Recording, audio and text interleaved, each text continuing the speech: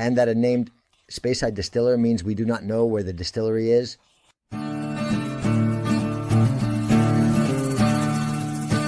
But how are you, dear friends of Talking About Whiskey, your favorite whiskey channel? My name is Eduardo, and here we are again in Madrid, the capital of what remains of the Kingdom of Spain, to make a new, interesting, fun, and curious video today about the world of whiskey. Well, I have to tell you a little about what whiskey we have here today because it comes with a story, which is this Signatory vintage.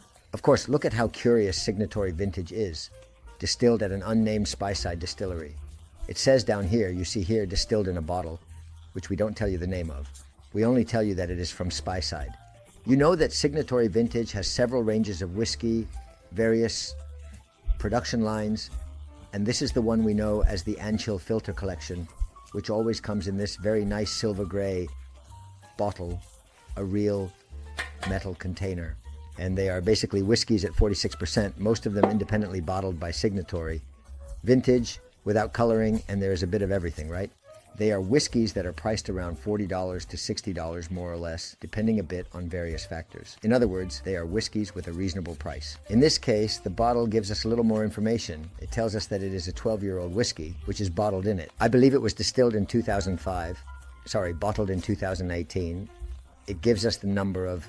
It is a type of barrel, a hogshead. The type of code for the barrel, as you know, gives us quite a bit of information, 46% alcohol by volume, and that it is from an unnamed Speyside distillery, meaning we do not know where the distillery is. This is something that they do from time to time. The other day during the live session with independent bottlers that we had, we noticed that there are quite a few independent bottlers who use this same technique a bit, let's say, for selling, right? They tell you, wow, they show you the bottle and say it's a whiskey you'll never know the origin of. Well, it's fun, but it's true that many independent bottlers cannot disclose the distillery from which they purchase the whiskey. So it's not exactly a groundbreaking thing. What happens is that what is striking is that they emphasize that you don't know the name of the distillery. It's a kind of sales pitch, isn't it? To say, look, a whiskey, like a surprise whiskey, an enigmatic whiskey, you will never know where it's from, and you probably will never find out. This whiskey is curious. It's just this whiskey. One day I was at Pochola in Madrid, Pochola on Castelló Street in Madrid. Probably the best whiskey store, well, definitely in Madrid, and surely in a large part of Spain, and more than one country out there. But certainly from Madrid, I believe it is the best store we have. And thanks to our great friend Borja, who runs this shop. And on Castelló Street, I always forget, damn the number. Let me just say it. La Pochola on the street at Calle Castelló 51 is located on Calle Ayala, very close to Príncipe de Bergara, in a noble area here in Madrid. So one day, just going around to bother him, like so many times, I buy a lot from him because, we collaborate, we do tastings, and we also have a very good atmosphere. Eduardo told me, hey man, look, take this bottle, dude. I've had it here for a long time. It's a bottle that without the distillery name, it doesn't sell, it has no rotation, it has no market. I don't know what to do with it. I'll give it to you and you can taste it in the Canadillo. Well, Borja, thank you very much. So I had it there, completely abandoned, 2009, because I was also left with Borja's comment about, well, an unknown distillery. I mean, everything that Signatory Vintage does that is unusual is bad or not very designatory. And man, it will be good. It will be good. But this is more than just good. Let's start pouring a little. I was really surprised because I would like to tell you right away that if you find this, be careful. You need to find the same one, a Speyside Vintage 2005. Amazing, without colorants, unfiltered, cold. And I said, well, what is this? What is this? Some say it's Macallan. I don't know. Maybe at some point, well, I won't spoil the video for you. Let's take it step by step. Let's do the tasting properly. First, let's start with the visual. It is a 12-year-old whiskey, but for being a 12-year-old whiskey, wow, that's something else. I mean, to say this, virgin oak and, well, that's quite likely. Or, of course, ex-bourbon. Ex-bourbon. But then the color is for 12 years, a spectacular color. It is absolutely spectacular. Have you seen it? Just look, it has this. It has an aroma, a delicacy. This is just not normal, I tell you. It is not normal. I mean, a smell of fresh tropical fruit, right? Like pineapple, like those, but not those sweet pineapples. There is a note of barley, of malt. Well, the alcoholic integration is a 10. a note, a pastry, a sweet thing, pleasant, you know, silky, like that cream, that sweet. I mean, something you say like that. It reminds me a bit, you know, on the nose, making a sort of comparison to what it might be like to eat something. Like when you take those cream puffs, which is practically a light, airy cream, right? Smooth, which doesn't need to be like that, because it is just that. It is just that. It is something out of the ordinary. Look, I'm going to hold the glass like the tacky people do. The truth is, it looks better. I see myself like this.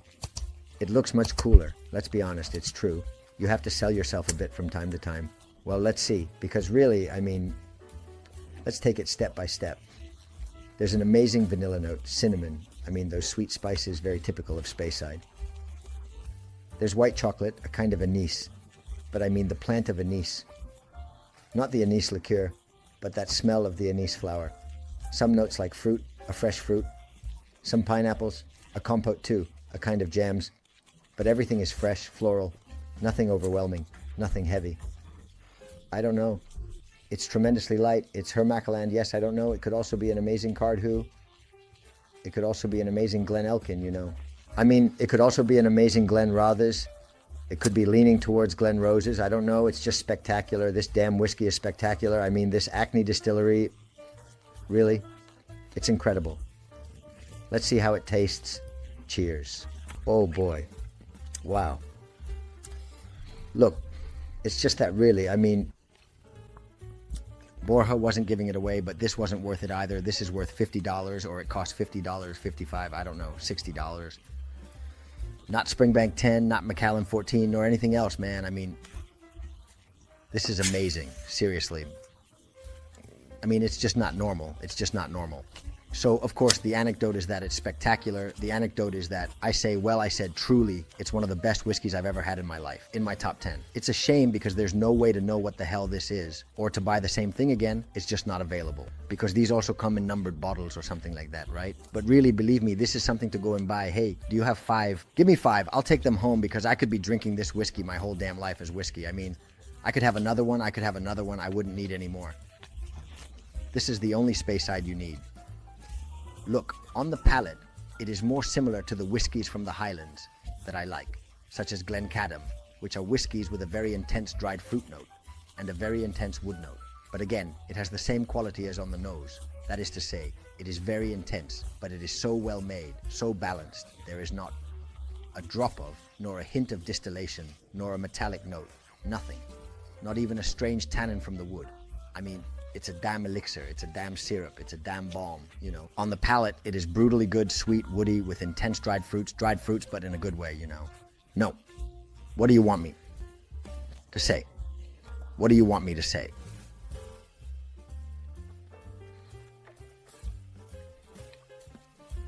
Wow. It has notes like nutmeg as well, hazelnuts, an intense dried fruit note, which is undoubtedly one of the notes I appreciate and enjoy the most in whiskey. The one of dried fruits, whether they are sweet or raw, or a little bitter, right? I love them. It has a certain finish. Well, it's intense on the palate. It's not warm, but it's not very warm either. It's quite smooth.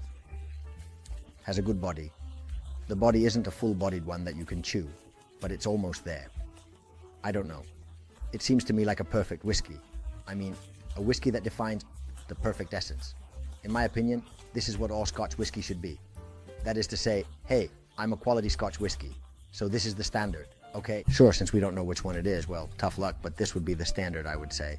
So you take this and compare it with the one you made for me. Is it the same or is it similar? Okay, you passed the test. It is not the same. It is not similar, as you are below the standard. This is what the standard for a quality whiskey should be. First, by price, of course, and then by notes, flavors, and quality. Secondly, first for the quality of the notes, the aromas, how well it is crafted, and damn good. And secondly, for the price. Third, no coloring, unfiltered, cold. Fourth, 12 years old. A serious thing. I mean, I believe this should be placed on a whiskey altar. I mean, award for the best whiskey of the year. I tell you, take this. That's how clear I am about it. I mean, I would buy it without thinking twice, I tell you this. But of course, since I don't know which one it is, well, that's the big problem. Well, I'll show you the bottle again. I don't think it makes sense to go on much longer. I've already expressed to you that it's basically an amazing whiskey. Take a look, please, if you find it. Also, it is at a price that is at least not an expensive whiskey, and it is a whiskey that, I tell you, is among the top 10 whiskeys I have ever tasted in my life, without a doubt. Without a doubt. So I grabbed it because if you don't, it's vintage. I grabbed it. In quotes, that's why you don't buy these whiskeys that were left there due to lack of rotation. I took it, and the man even gave it to me as a gift. What can I say other than that it is absolutely delicious? That concludes today's tasting. I hope you enjoyed it, had fun, and learned something. Hey, now that you've made it this far, give us a like, comment, and subscribe, as it helps us a lot to keep the channel going. And as I always say, be cautious with alcohol, drink responsibly, and above all, be very happy, because if we aren't happy in this messed up world, then what the hell are we all doing here? Please remember that you have the Telegram channel. You can find the link in the description. If you want to chat or feel free to contact, join the channel and talk about whatever you like. Here you have a friend, a group of nice people for whatever you need. Big hug. Take care. See you soon. Bye.